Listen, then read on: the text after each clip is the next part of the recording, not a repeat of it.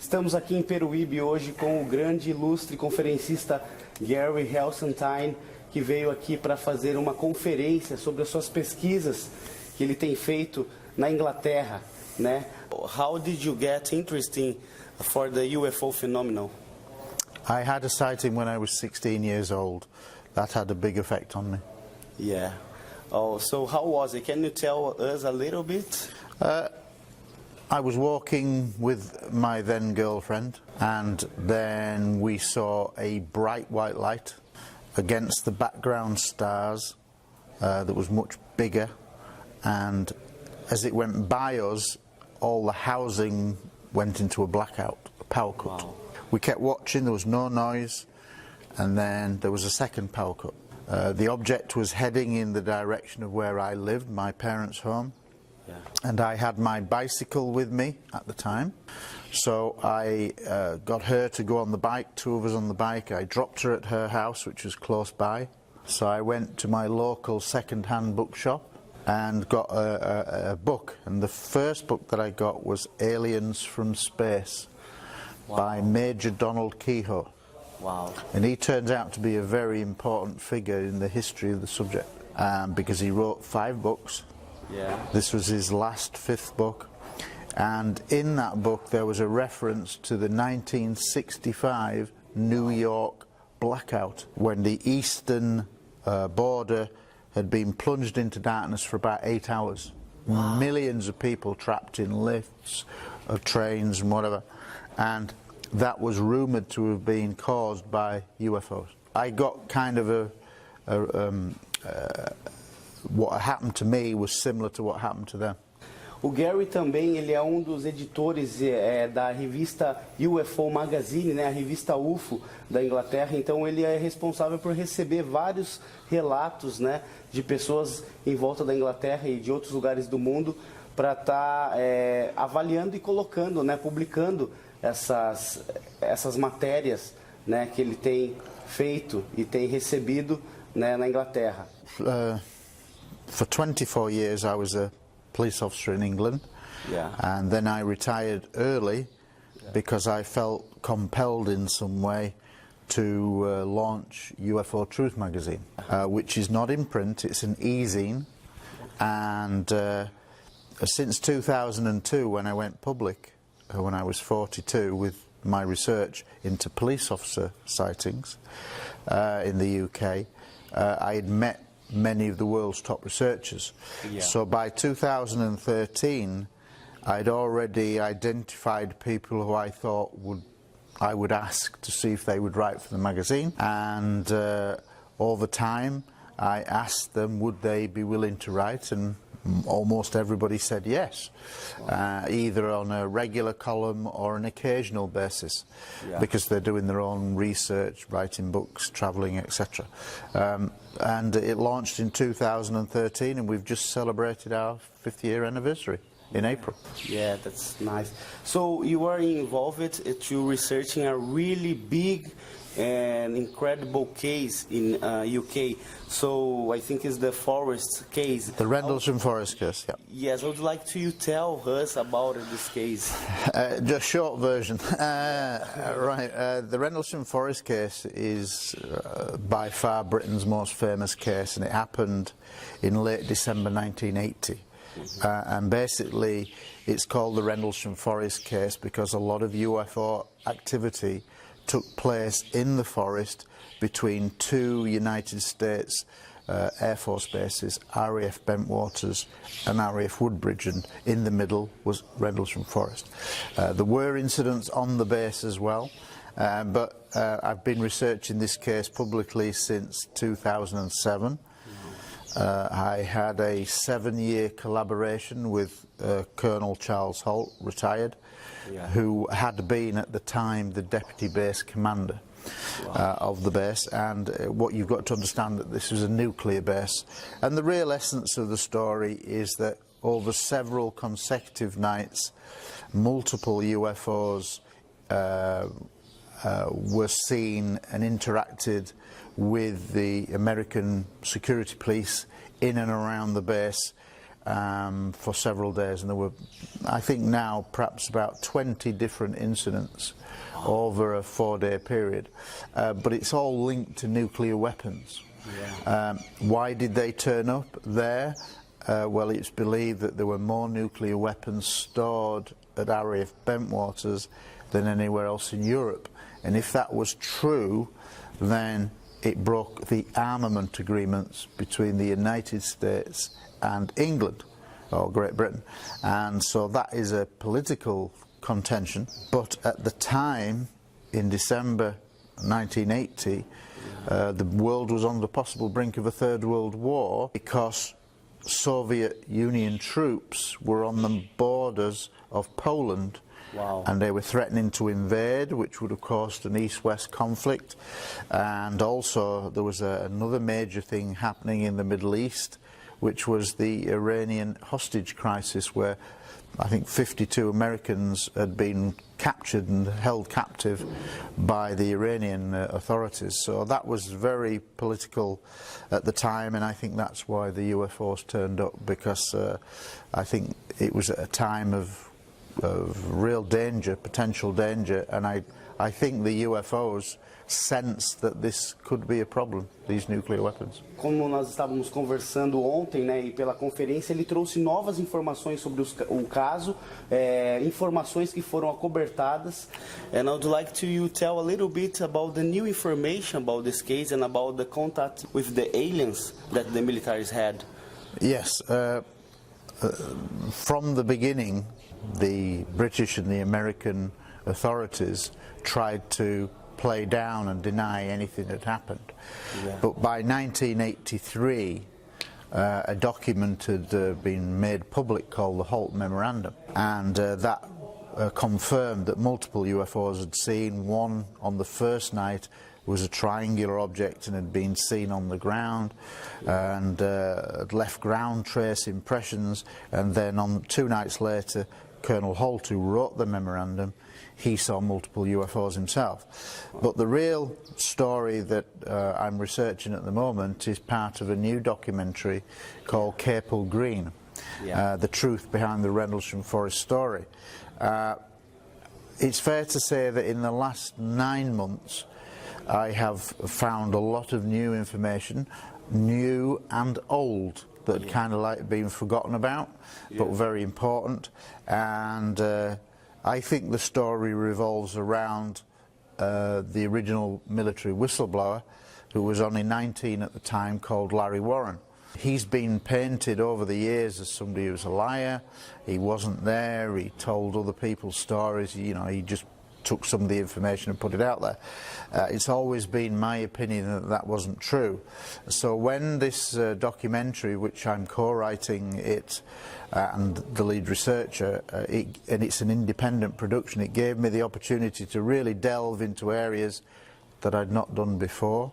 And to my surprise, I found many confirmations from other people that proved, that indicated that the incident that he described, which was basically that he'd been taken to a field in the forest and there was a circular patch of strange mist that was just hugging the ground about 18 inches off the ground, and it was about 50 feet in circular diameter.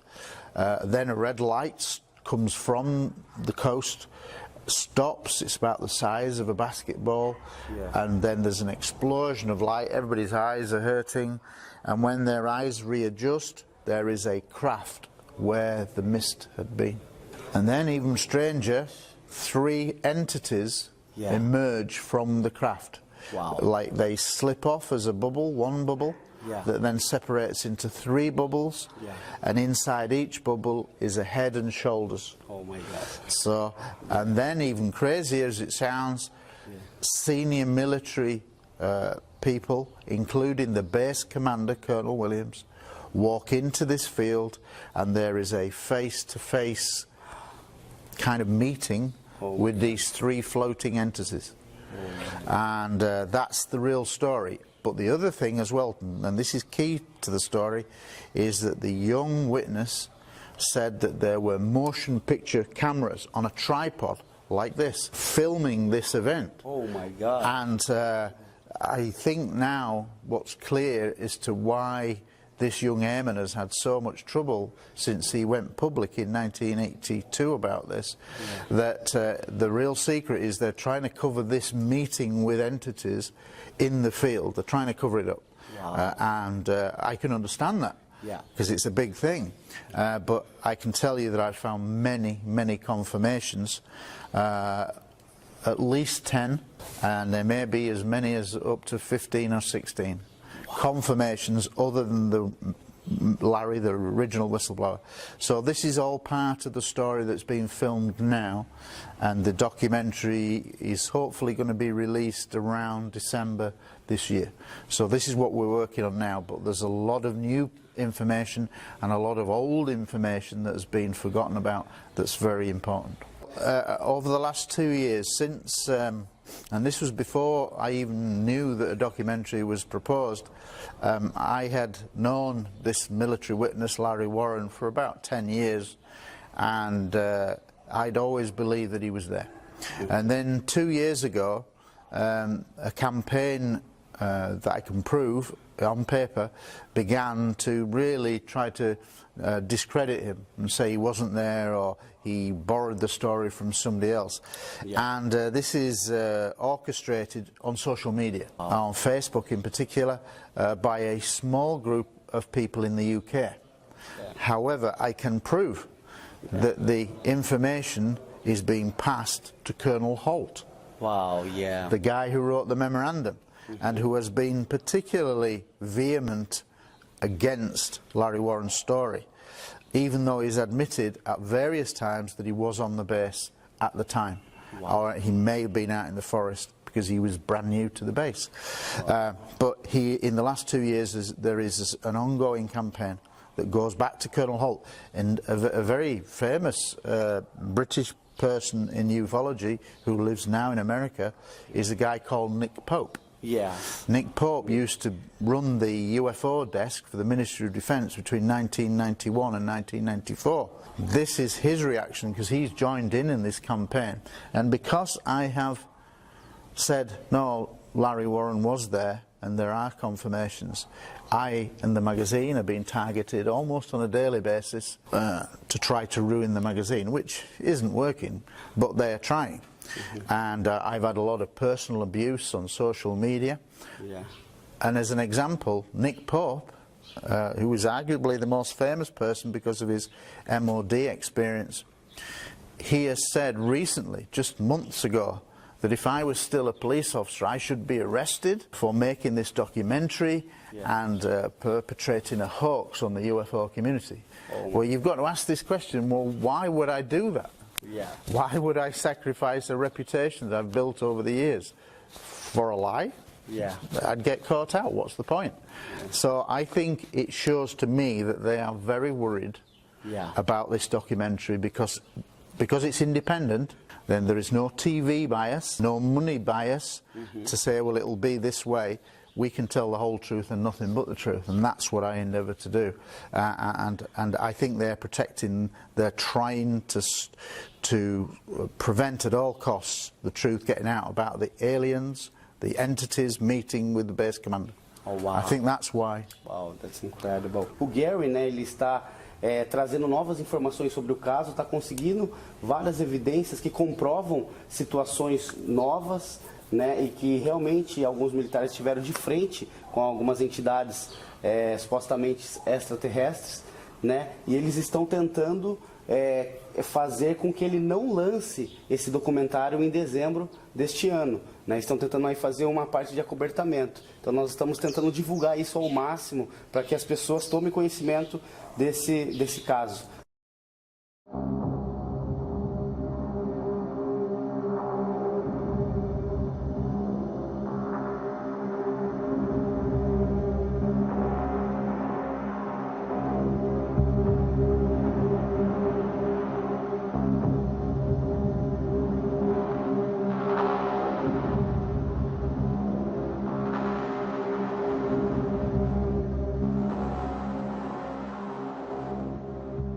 came to the edge of this field, Capel Green. And in the field, the first thing I saw was one of our airmen upset. And Robert Ball was talking to him. The guy was scared about something.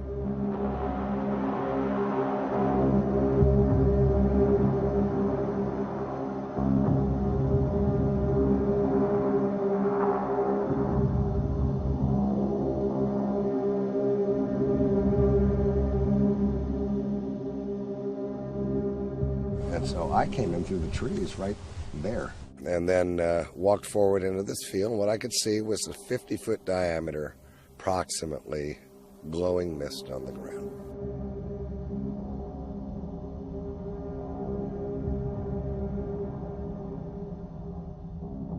And I saw a red light come in. It was the basketball size. It came down over the field in a downward arc, and then went to the top of this mist, and I was not far from it, and there was a flash of light that was blinding. Hurt my eyes, it was documented, and others.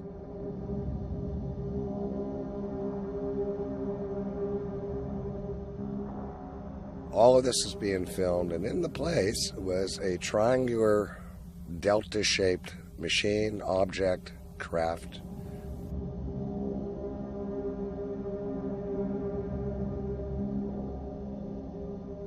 And then off the right side of this came like a child's, you know, the big rings where the kid can make a bubble. It just off the fabric of this machine thing came this bluish gold bubble that was about a foot off the ground, and it split into three. And inside that, the upper extremities of what I only can say was a non-human entity.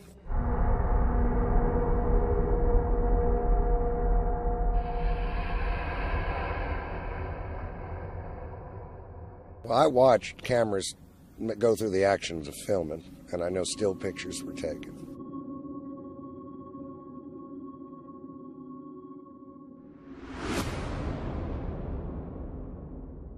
We have actual motion picture film of the UFO, and it was given to the F-15 that flew from Germany onto Bentwaters Airfield, not Woodbridge, Bentwaters.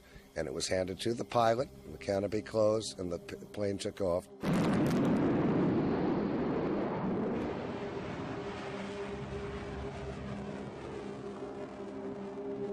And Mike Verano asked, where's the plane going? And they said, to Germany. What we also know at some point, and this has been lost in time, is that that footage was flown to Washington, D.C. after it was in Germany. A lot of our command people showed up and did witness all this. I'd pass a lie detector on it.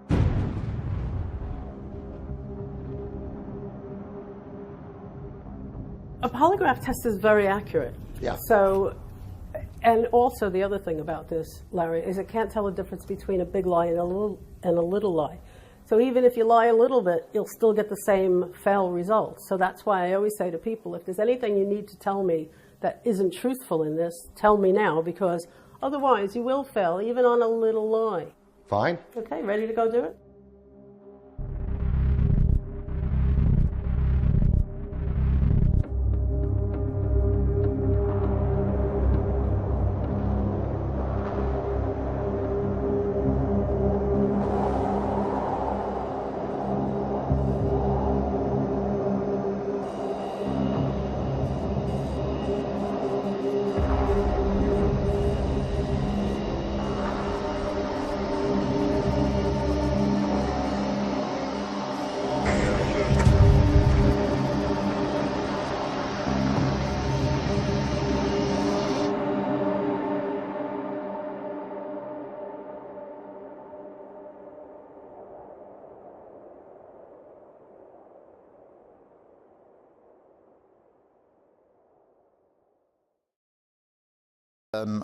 One of my hobbies now is to do infrared filming in the daytime with an infrared lens on the front of the video camera. Just let it play and then review the footage later. Yeah. So that's daytime. And the other thing that I do is mount a hitched high definition night vision camera on a tripod. and scan the skies, and it feeds into my laptop. So I don't have to use the eyepiece, and I just scan around looking for objects moving in the sky. And I have found many, many strange objects, multiple objects, many triangular formations, at least 8 times. Triangular objects, not one object, 3 objects moving in perfect triangle, low on the horizon, not way high. I've also seen 4 objects moving together. I've seen objects that suddenly are small and then blow. And one of the best sequences, which I didn't have with me here, so you've not seen it, is an object that comes towards me that then blows 5 times the size, and then as soon as it goes back down to its original size, it then turns right and punches its way through the clouds. Wow. So that's probably the best one I've got. But yeah, I think these objects, anybody can film them if you just have the right equipment. And so I would urge anybody who is interested, the easiest way to see anomalous objects is night vision and then infrared filming during the day. Wow, that's amazing. Okay, UFO Truth magazine is an English language, but it's designed for simplicity. It's 96 pages. It's every 2 months, so bi-monthly, and it features articles by many of the world's top researchers like Stanton Friedman, Nick Redfern, Steve Bassett, Grant Cameron, AJ, Tiago Tichetti, Susan Hansen from New Zealand, Bill Chalker from Australia, Mary Rodwell from Australia, and many do guest articles over the years. Richard Dolan, for example, people like that.